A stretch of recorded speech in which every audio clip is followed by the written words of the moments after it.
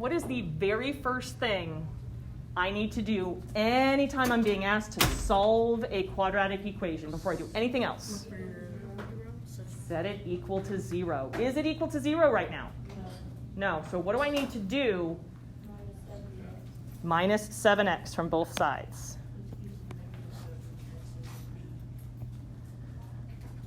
Now be really careful here. A lot of people will want to combine at this point. The only way I can combine is if it's like terms. Sometimes there are going to be like terms to combine them with. How do I know if something is a like term? Because they have the same variable. Same variable, but then it also has to be raised to the same power. So even though the 3x squared and that minus 7x both have x's, they're not like terms because they don't both have the same power on them. Can I combine that negative 7x with anything that's over there on the left? No. Since I can't combine it, I can only recopy it. So I have 3x squared minus 7x plus 2 equals 0. And it's not until I get this equals to 0 part right here that I can go through and label A, B, and C. What are we going to use for A? 3. What are we going to use for B? Negative 7. And what are we going to use for C? Yeah, we're going to use 2, a positive 2. Once I know what I'm using for A, B, and C, I'm going to find my discriminant next.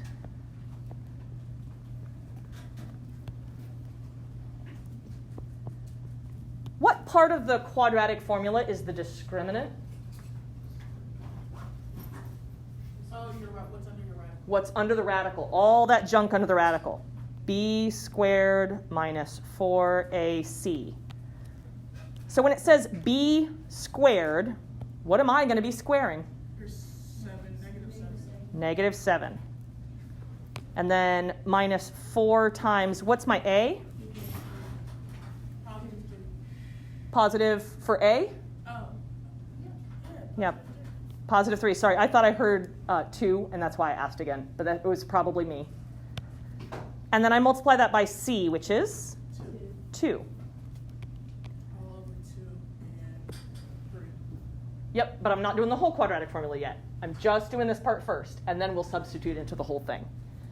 So first thing I need to do is my exponent, that negative 7 squared part. I know when I take any number, no matter what kind of number it is, and I square it, I get what type of number back? Positive. So negative 7 squared is? Yep, positive 49. And then I have minus, and I'm going to actually multiply these two things together. Negative 4 times 3? Negative 12. So I have 49 minus 12, but I still need to take that 12 and multiply it by 2, right? Positive 24. Close. Negative 24. Negative 24. Why is it negative and not positive? Yep. If that had been a negative 2, then I would have plus 24 at this point. And I actually made that mistake in first period. I kept writing down negative 2, and I got about here, and somebody said, Ms. Bolt, where did that negative 2 come from? And then I had to follow my work back and find my mistake. I always appreciate it when you guys point out mistakes that I've made. 49 minus 24 is 25. This is my discriminant. This is what goes under the radical. It is a perfect square. What does that tell you about what we could have done instead of quadratic formula, since I got a perfect square there? Yeah, we could factor it. I could have used the x for this, except the directions said to use quadratic formula. All right, what goes in that first set of parentheses after the negative sign? Right now it's a negative 7, but then you're right, the negative and negative will turn it to be a positive, because I take my b value and put it right here. What do I put under the radical? 25, and then 3 on the bottom. That's okay. So now I'm looking at my signs. A negative and a negative gives me a positive. So I have x equals 7 plus or minus, I need to simplify the square root of 25, but I know that one. 5. So I just write it as 5. It doesn't have the radical over it anymore. And then 2 times 3 gives me 6. I've got 2 grids. How many answers am I supposed to end up with? 2. And I knew that all the way back here because I got a positive number there. How do I figure out what those 2 answers are? Yep, we're going to do one where we subtract. So I'm going to have 7 minus 5 over 6. And how do I find the other one? 7 plus 5 over 6. You will never find a plus minus symbol on your calculator, but you will find a plus and a minus. You have to remember that that means when you see the plus minus, they want you to do 2 different things, one for each answer. All right, now I need to simplify these. What is 7 minus 5? 2. I have 2 over 6, which is? Yeah. When I leave it as a fraction, I get 1/3, but the directions said to do reduced radical form, right? And then write it as a decimal. This is about 0. How many decimal places did I need again? Hundredths. So I need 2 numbers. What goes after my 0 then? 3 and 3. Yes, and I don't have the option for a repeat symbol, so they told me what to round to. This is what I'm going to graph on one of the grids. I'm going to go ahead and do that one on the left. So I need 0.33. I'm going to put it up in the columns at the top, but then I need to remember to fill in the bubbles. So first I want a 0, and then I want my dot, and then 3 and 3. So there's one of my answers in gridded form. I still need my other answer, 12 over 6, which gives me 2. So on this other grid, I'm just going to put 2. So I'm going to put that over here. And I just fill in a single bubble for that. I want you guys to hang on to these grids. Keep them in your book. They're about bookmark sized. Because this is the first time we've had a gridded response where it's not just a whole number. And I want to make sure that we become comfortable and familiar with how to grid those answers. So far, so good? Yes. Cool. We are going to go to page 54 now. Page 54. We're going to practice finding some features on the graph, and then we're going to do some graphing of our own. So on all of these, it says that I'm supposed to identify the roots. What am I looking at on the graph if it says to identify the roots?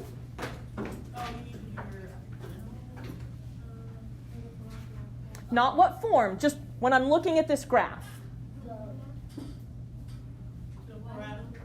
I've got my parabola. Look at the x-axis. Yes, this means x-intercepts. Good work. Remember, that's a synonym for roots, just like solutions is a synonym. Or zeros. They could ask for any of those things, and they're asking me to look at the same place on the graph. So here's my x-axis. I want to know where the parabola is either touching or crossing that.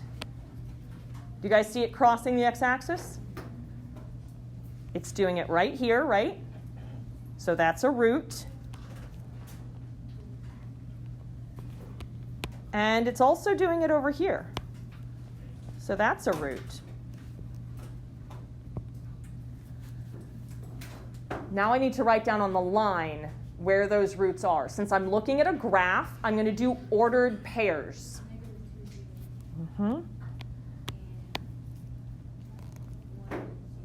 Yes, so it's going to be the x part first, because we say how far left or right we go from the origin. We always start counting from the origin.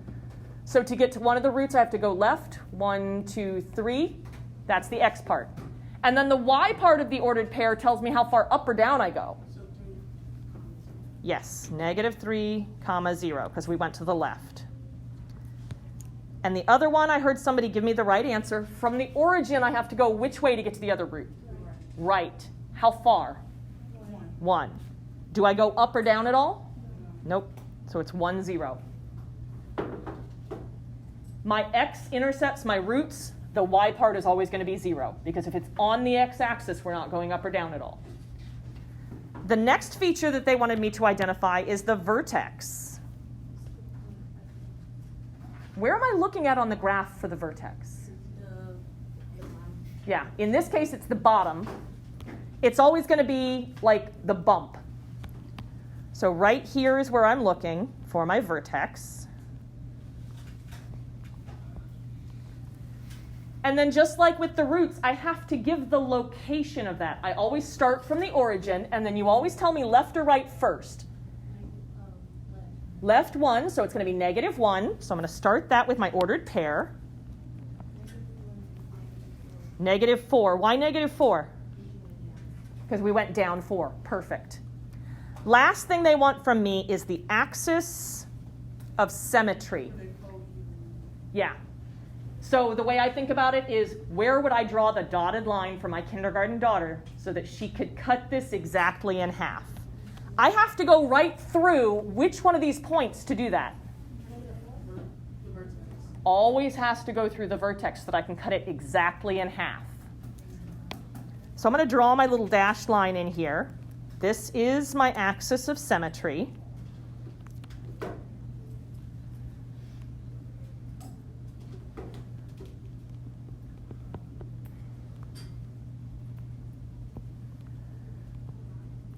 Is the axis of symmetry just a single point like this? No, it's a whole dashed line. I don't just want her to make a dot. I want her to cut all the way through it. So when I go to write this, it's going to be an equation because it has all the y values. It goes from the bottom to the top. What axis will I have to cut through? When I cut on this line, which axis will I have to go through? Or your x. I have to go through the x-axis. So this is an x equals equation. Since I'm cutting from the bottom to the top, I can't say how far up or down I'm going. I'm doing all of it. But I can tell you how far left or right to go to make the cut in the proper place. How far left or right would I need to go to make that cut? You can go 1 to the left. 1 to the left. If I go 1 to the left, where is that on the number line? -1. -1. So x equals -1. So far, so good? I want you guys on number 2 to identify the roots and the vertex on your own. We'll do axis of symmetry together, but I want you guys to write down the ordered pairs for the roots and the vertex on your own on number 2.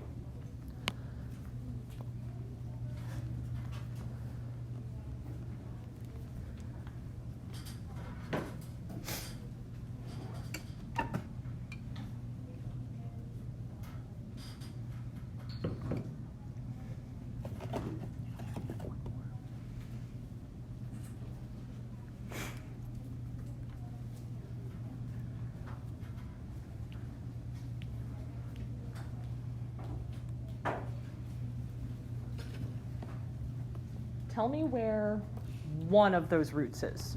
-1, Yep. -1, 0 is one of my roots. 1, 0. And 1, 0 is the other root. Nice job. Let me write those down. So -1, 0, and +1, 0. What about the vertex? 0, 3. Yes. Because remember, the first number tells me how far left or right. And from the origin, we didn't go left or right at all. We went up 3. We did go up 3. So 0, 3. Axis of symmetry goes right through which of those points? The vertex. Vertex, every time. But there's no, and it's supposed to be your x, I'm pretty sure. Mhm. X. There's no number. You're right. But I still start this as an x equals because I can still make that cut, right? Yes. This equation should tell me from the origin how far left or right I'm supposed to go. If I'm not going to go left or right at all, what number should I put there? 0. When you don't move to the left or the right, you put a 0 there. All right, last one. Roots. What do you notice about this one when we go looking for the roots?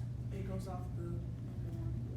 This graph does go off the number line. It's above There's only one root. How do you know when you look at it that there's only one root? because it's the only one going through the Yeah. line. Remember, an x-intercept means that it touches or crosses. This one only touches, but that still counts. What is that ordered pair then? 4, 0. 4, 0. On the roots, there's only one this time.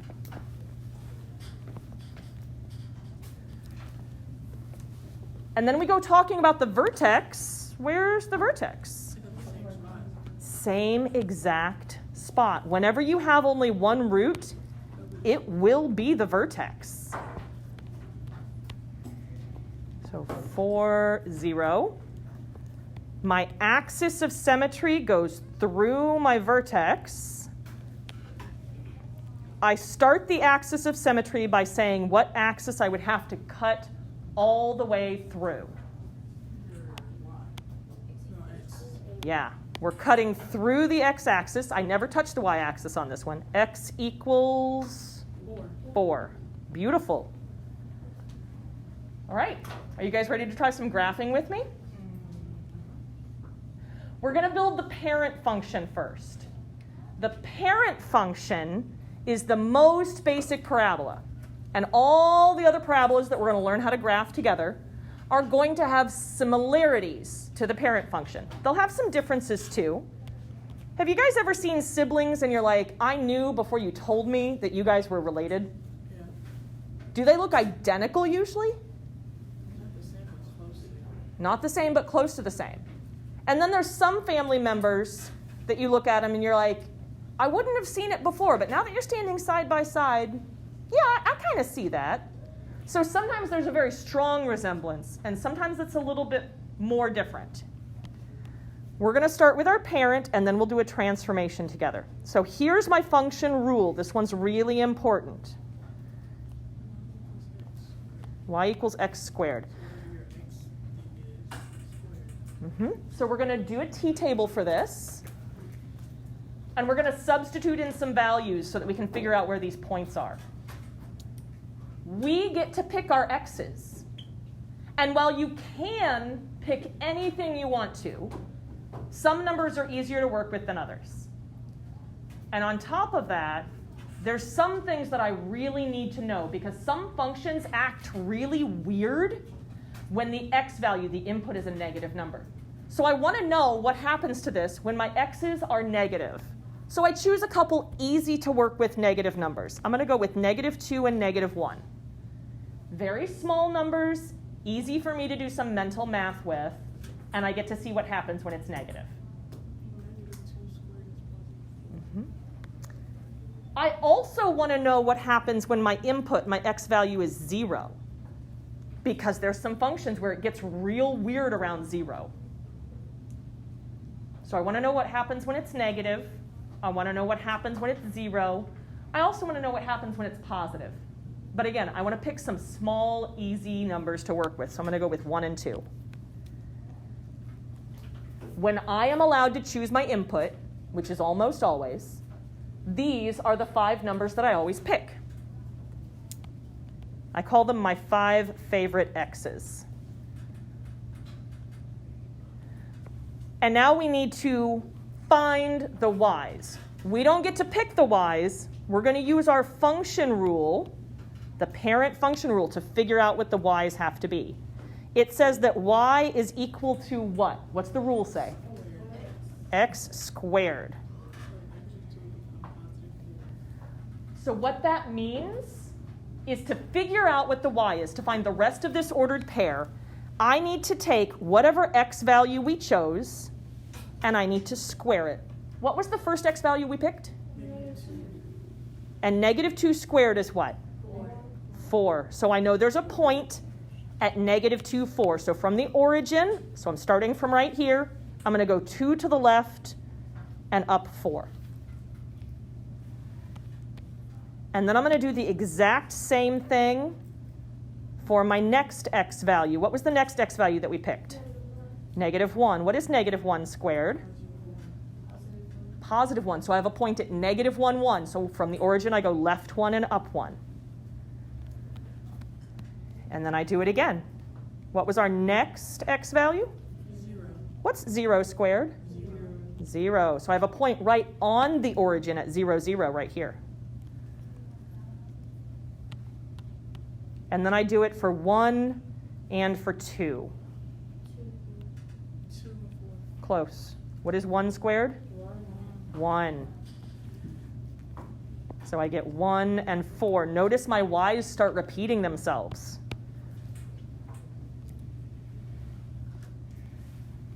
I want to make sure to get some negative x's, because if I didn't have any negative x's, I would totally miss this part over here, and I wouldn't see that it starts to curve back around.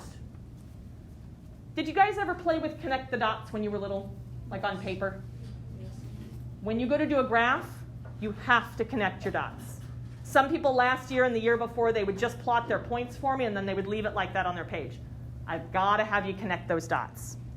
What shape should a parabola make again? A U shape. I don't grade your art skills in here, but I should see that you've tried to make it curved and not like the letter V. I don't expect perfection, but I do expect that you don't pull your straight edge out. You don't have your student ID or your phone there trying to make a really straight line. That's what I don't want to see. Try to give it a curve. You do need the arrows on the ends of it. What do these arrows mean? That it keeps going up forever and ever and ever and ever, and it never stops. So on a decimal figure, like how we had earlier, 0.22. Yes, where it goes on forever and never stops. All right, let's identify the same 3 things about this that we did on those upper graphs. Roots. There's only one. There's only one place where it touches or crosses the x-axis. It's right here at the origin. What's the ordered pair for that root? 0, 0. Where's the vertex? 0, 0, same spot. Axis of symmetry. It would cut my graph in half. So how do I start this? Because I can't just write 0. X equals 0. All right, domain and range.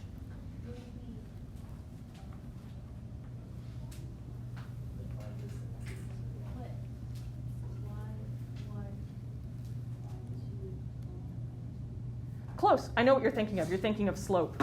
I love it. Love it, love it. Domain, just in case you guys don't remember, domain is talking to me about my input. It's telling me all the things I'm allowed to use for x.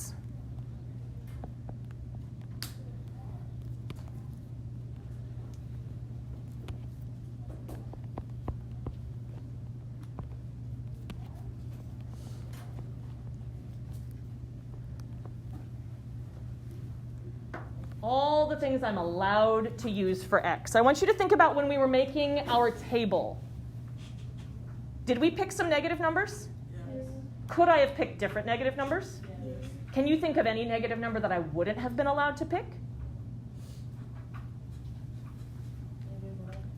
I can pick anything. It might not fit on my graph, but I'm thinking about when I go to put it in my calculator. As long as my calculator can do it, it's allowed. If my calculator can't do it, it would give me an error message back. It would give me back something with words like domain error, or it just says like, error, or domain mismatch, or syntax error. It gives me back words to be like, you broke me. I can't do that. Can we use positive numbers for our input? Yes. Yeah. Is there any positive number that you can think of that we can't take and square? 0. Technically, square 0 is just be 0. Yeah, and we did. I can take any number that I want to, whether it's a positive number or a negative number, and I can square it. So my domain is all real numbers.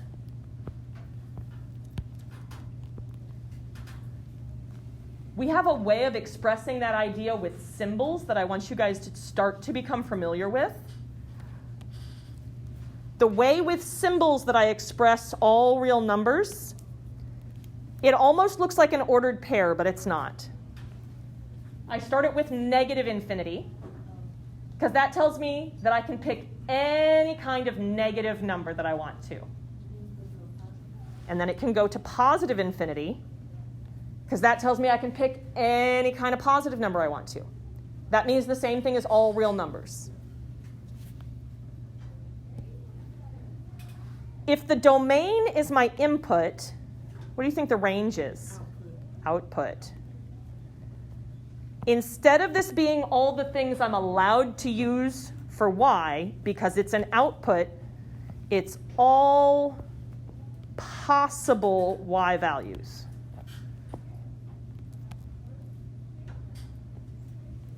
All the possible y's. I want you to look at that graph. We have arrows at the top, right? And that means it goes on forever and ever up that way, right? Are there any of our y's where we went down? Even if you squared a negative, it came out positive. If we squared a negative, it came out positive. In fact, the smallest y value, the smallest output we found was what? 0. That means all my y's have to be greater than or equal to 0. Just like I have a symbolic way of writing all real numbers, I have a similar way of writing this idea too. Did we actually have 0 for one of our y values? Yes. Yes. Then I would use a bracket instead of a parenthesis. Looks kind of weird. You doing okay, dear? Let me know if you need anything. I use the bracket because I actually got that as a real output value, and it's the smallest output I could get. Is there a biggest y value that I can get? 4. Yeah, 4. That's the biggest y value I got when I did my table. No, it's not a B. Why not? Because you keep going on and on. It can keep going on and on. That's what those arrows mean there. So my output can be anything. And I use a parenthesis here. We'll talk more about this notation. But the parenthesis describes when I can't actually put a point there. Can you put a dot on infinity on the graph? No. Can you put a dot on 0? Yes. Yes, and we did. Not only can I, but I did. So I used a bracket. If I can't put a dot there, then I use the infinity. Yes, ma'am? So if the smallest one was -2, would you still put the bracket? Like if we'd actually had something here, Yeah. I would still put the bracket if I could actually put a dot there. Yes. I only use the parenthesis if I can't actually put a dot there. Good question. So anything over 10. Well, if I had a bigger graph, if I gave you a bigger graph, could you put a dot there? Then you would use a bracket. If it's not possible, not just not possible on your graph, but not possible at all to put a dot there, then you use the bracket. All right, I want to look at one more example with you guys. So we're going to be on the next page, page 55. I'm half tempted to make us get up and jump around. I'm noticing a lot of heads down right now. It's the last thing we're going to do. This one, I have a different equation. Do you guys see that? This is going to have some similarities and some differences to our parent. So I'm going to make a table for this, just like we did for the parent. I'm going to have x over here, and I'm going to have y over here. And in the middle, I'm going to write down the process that I'm doing to get my output. I get to pick my x's. Are you guys okay if I choose the same 5 x's? I like those 5 x's. They're my 5 favorite x's because they're really easy numbers to work with. Okay.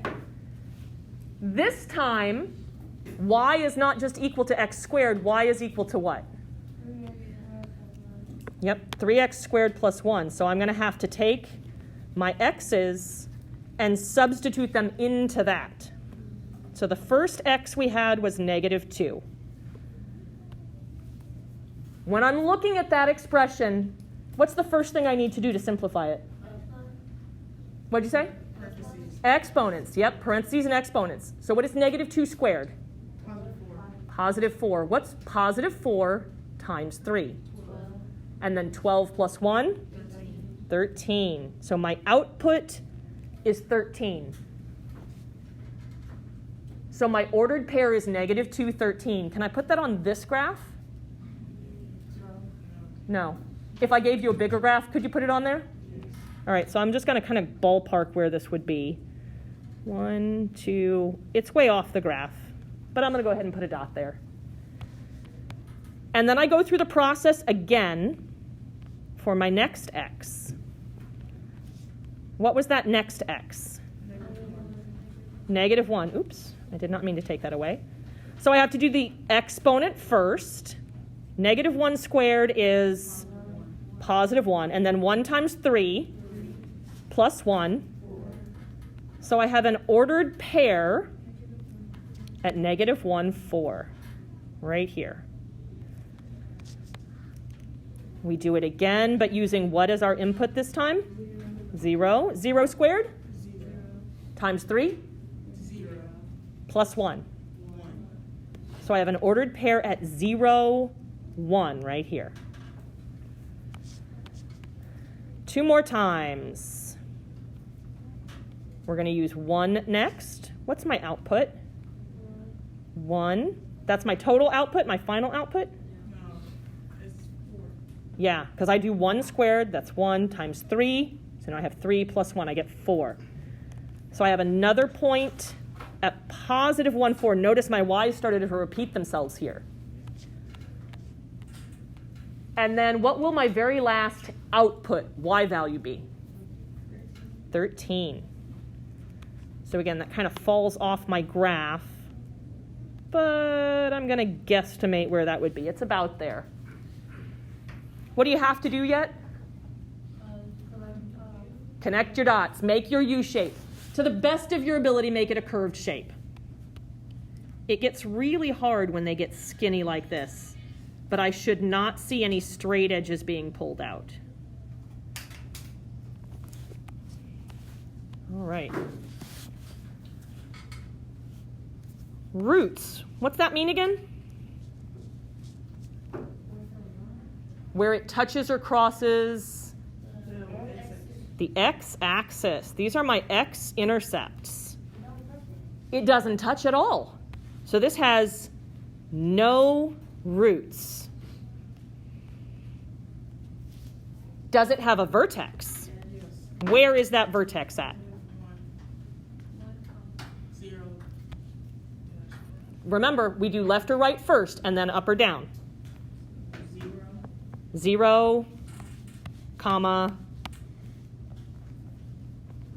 What's the next number? 1. Axis of symmetry. It'd be 1. Not 1, 0. It's going to be at 0 because I want to cut this in half. It's going to go through my x-axis. So this is x equals. And I didn't go left or right at all to go through the vertex. My domain. It's infinity. Yep. All real numbers are negative infinity to positive infinity.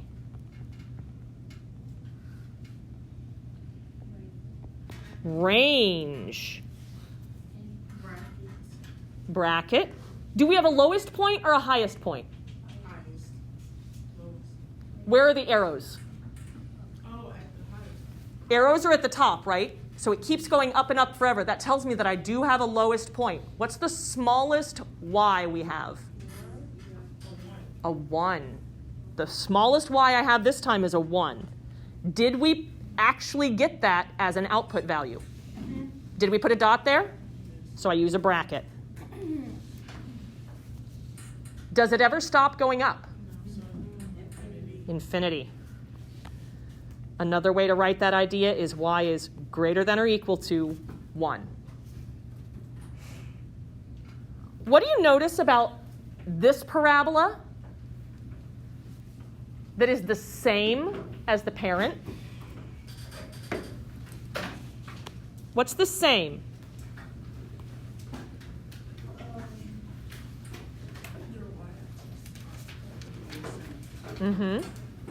What else?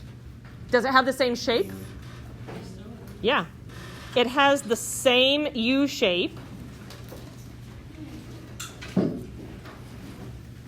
Both of them point up, right?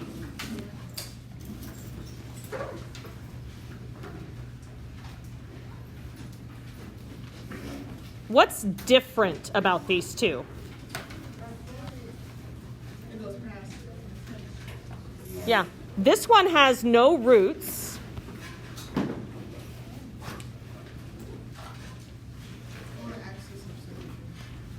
We do have an axis of symmetry. In fact, I think they have the same one. Didn't they? No roots. What else is different? Yeah, doesn't touch our x-axis at all, so no roots. It's higher or lower than the parent? Higher. Yeah, it went up 1, so higher by 1. Anything else? Look at the shape. Yeah, it's been squished. It's skinnier. Look at the equation with me. It's 3x squared plus 1. Which of those pieces that are different from the parent on the equation do you think moved it up? The plus 1. What do you think made it narrower? I've got two numbers to choose from, the 1 and the 3. You told me the 1 moved it up. The 3. Because what did we do with that 3 in our process? We multiplied it. That made my y's get real big, right? So all of a sudden I was going up much higher. It made my graph skinnier. We're going to keep practicing with graphing on Monday. We're going to get into graphing some more transformations of the parent. Your very first homework assignment of this unit is due Monday morning, so please complete that over the weekend on Canvas. I hope you guys have a fantastic weekend. Please drink plenty of water. It's supposed to be ridiculously hot with a very high heat index. Stay safe.